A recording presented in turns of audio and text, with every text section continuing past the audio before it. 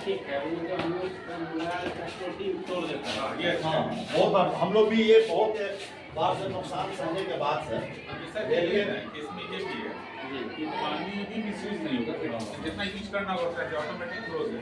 इसमें नल अगर नहीं बंद किया बच्चा तो खुला रह जाता है। अच्छा, और सबसे अच्छा किसका कलर कॉम्बिनेशन बहुत बढ़िया।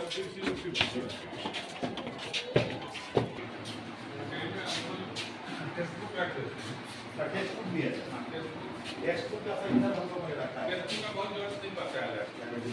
ये आपका जो फेसबुक वगैरह फेसबुक है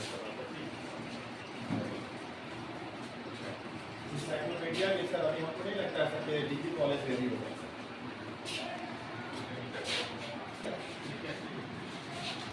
वो डॉक्टर अब्दुल खालिद साहब यहाँ के टीचर थे सर, उन्होंने रिसर्च किया और उन्होंने कीर्ति की थैसिस उन्होंने गिफ्ट कर दिया कि मेरा रखिए आप।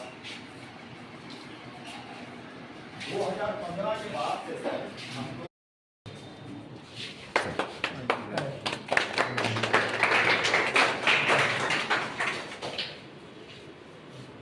10 कंप्यूटर है सर,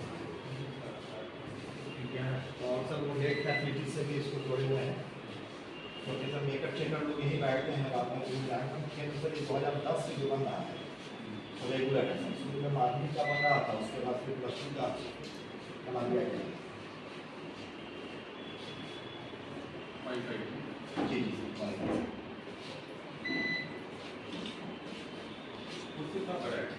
ये कुर्सी सर हॉस्टल को कुर्सी है सर, 100 कुर्सी दिया था, लेकिन ऐसा लकड़ी का सर है कुर्सी जिसमें चौड़ाई भी कम।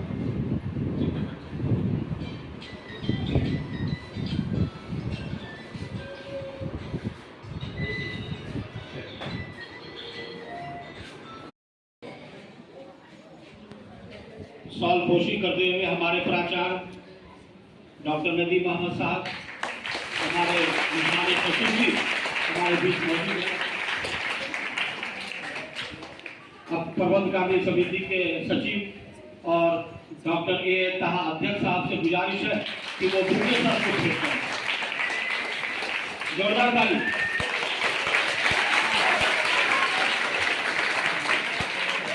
बहुत बहुत धन्यवाद सर कि आप हम लोग के बीच तशरीफ लाए, इसके लिए हम लोग सर शुक्रगुजार हैं आपके। क्रम में डिजिटल बोर्ड का उद्घाटन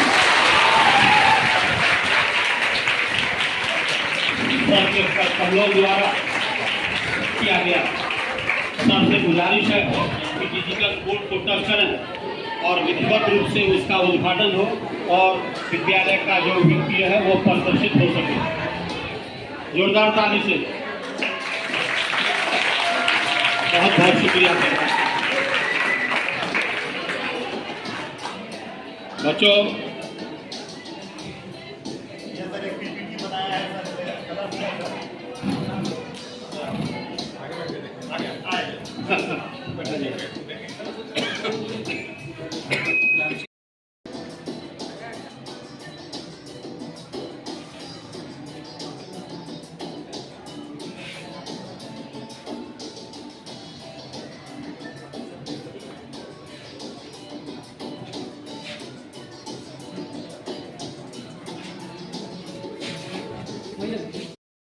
जिला शिक्षा पदाधिकारी महोदय,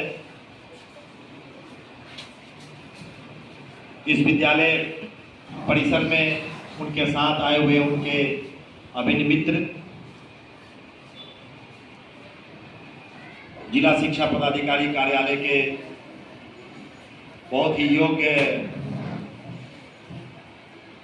जो सहायक हैं, संजय जी, विद्यालय प्रबंध समिति के सभी माननीय सदस्यगण, प्यारे बच्चों, मैं विद्यालय परिवार की ओर से सभी इस विद्यालय के समस्त शिक्षक एवं शिक्षकेतर वृंद की ओर से मैं सबसे पहले माननीय जिला शिक्षा पदाधिकारी महोदय का इस विद्यालय परिसर में हार्दिक अभिनंदन करता हूं, उनका स्वागत करता हूं। आज विद्यालय कोष से निर्मित बालक एवं बालिकाओं के लिए वॉशरूम है, पानी पीने का स्थल है, आईसीटी लैब है और डिजिटल बोर्ड है।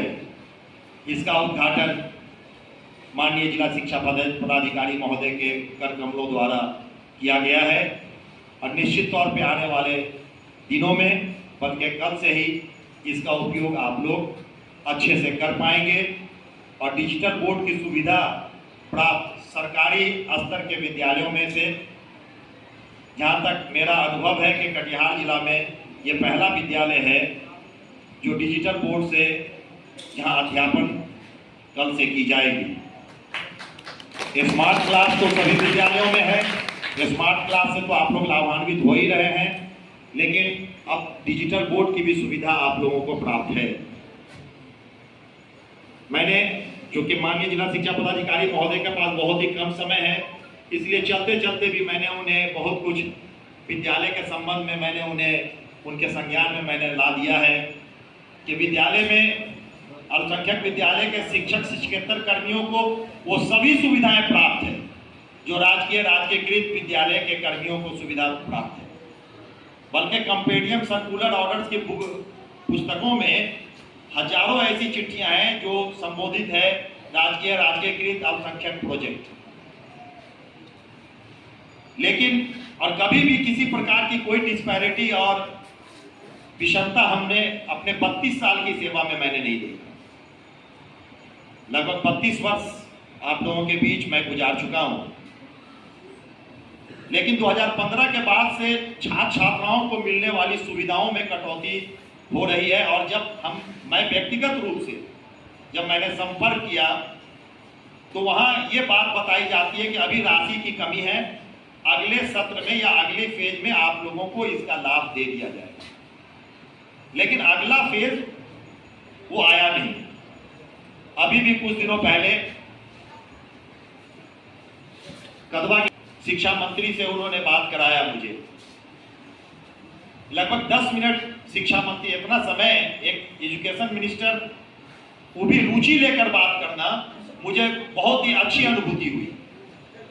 उन्हें मैंने सारी बातों को मैंने बताया कि किस प्रकार से अभी जो सरकार के स्तर से भिन्न भिन्न प्रकार की सुविधाएं जो दी जा रही हैं उसमें अल्पसंख्यक विद्यालय पीछे छूटते जा रहे हैं, विशेषकर उनके बच्चों को क्षति पहुंच रही है। तो उसको किसी तरह से फिर मेन स्ट्रीम में आपके स्तर से वो जुड़ना चाहिए। उन्होंने स्पष्ट रूप से आश्वासन दिया कि इलेक्शन के बाद मैं इसे देख लूंगा। फिर दूसरे दिन सुबह सवेरे जिस दिन बात हुई उसके अगले दिन सुबह सवेरे शकील भाई का फोन आता है कि शिक्षा मंत्री जो हैं वो उच्च शिक्षा निदेशक के साथ आपकी मीटिंग उन्होंने फिक्स कर दी है आज 1 बजे। और उस समय हो रहा था लगभग 9 और 10 बज रहा था सुबह का। तो आप उनसे मिलकर अपनी बातों को रख दीजिए। तो पहली बात तो मैंने ये कहा कि उच्च शिक्षा निदेशक के से मिलने से ये बात नहीं बनेगी, बल्कि माध्यमिक शिक्षा निदेशक से मीटिंग उनको फिक्स करना चाहिए था। और 10 बज रहा सुबह 1 बजे तक पटना पहुंचना संभव नहीं है। लेकिन मैंने पटना में जो दूसरे अल्पसंख्यक विद्यालय हैं, दयानंद कन्या उच्च विद्यालय, दयानंद आर्या उच्च विद्यालय के शिक्षकों को मैंने कहा कि आप लोग 1 बजे जाकर मैडम रेखा कुमारी जी से मिलकर आप अपनी बातों को रख दें। और एक मैंने ड्राफ्ट करा दिया ज्ञापन के हाल के दिनों में अल्पसंख्यक विद्यालय के छात्र छात्राओं को कौन कौन सी सुविधाएं नहीं मिल रही है। शिक्षक और शिक्षकेतर कर्मियों की सुविधाओं में कोई कटौती नहीं है किसी तरह की। तो वो लोग मिले, मैडम ने उनकी बातों को बहुत अच्छे से सुना और फोटो खींच लिया। लेकिन वही बात मैडम ने उनको कहा कि ये माध्यमिक शिक्षा निदेशक के कंसर्न ये जॉब है और विश्वविद्यालय से संबंधित रहता तो मैं प्रत्यक्ष रूप में इसमें इन्वॉल्व होती। मैं माननीय मंत्री महोदय को इस आपकी समस्याओं से अवगत करा दूंगी। तो उसके बाद इलेक्शन का दौरा चल रहा है।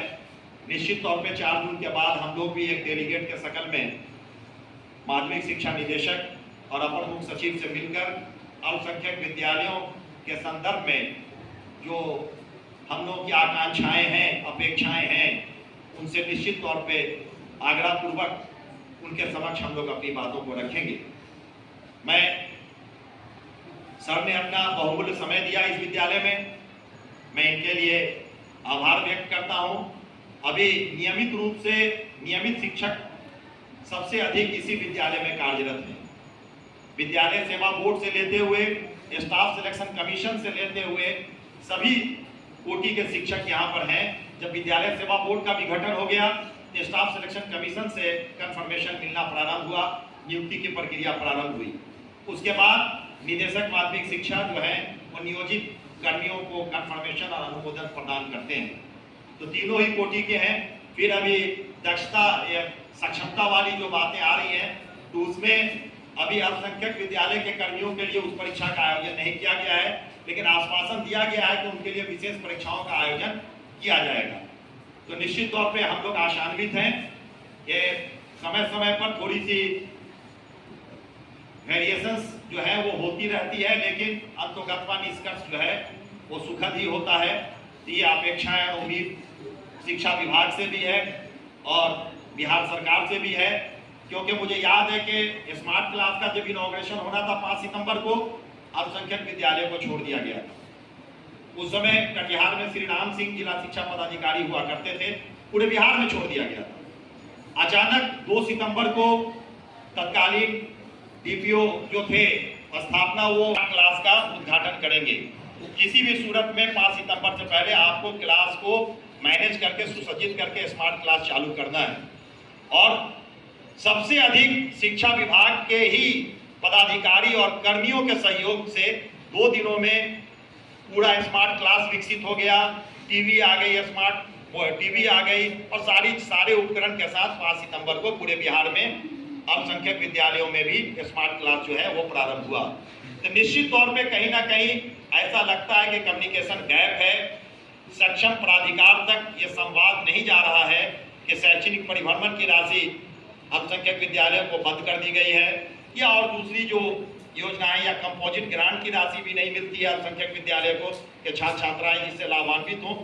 तो निश्चित तौर पे इन सारे विषयों को समय रहते या अपेक्षा माननीय जिला शिक्षा पदाधिकारी महोदय से भी है कि अगर कोई ऐसा मरहला आए कि इन विषयों को संज्ञान में ला दिया जाए कि अल्पसंख्यक विद्यालय इस चीज़ों से वंचित हैं, तो शायद अभी अपर मुख्य सचिव जिस तरह से डायनेमिक ढंग से काम कर रहे हैं, उनके भी संज्ञान में अगर इन विषयों को अगर ला दिया जाता है तो निश्चित तौर पे जो विसंगति है वो दूर हो जाएगी। मैं इन्हीं चंद शब्दों के साथ एक बार मैं पुनः माननीय जिला शिक्षा पदाधिकारी महोदय का हार्दिक अभिनंदन करता हूं, उनका स्वागत करता हूं, उनके प्रति आभार व्यक्त करता हूं, उन्होंने अपने बहुमूल्य समय हम लोगों को दिया और उनसे आग्रह करता हूं कि आर्थिक रकम स्वरूप 2 शब्द इस विद्यालय के छात्र छात्राओं को संबोधित करें। माननीय जिला शिक्षा पदाधिकारी महोदय।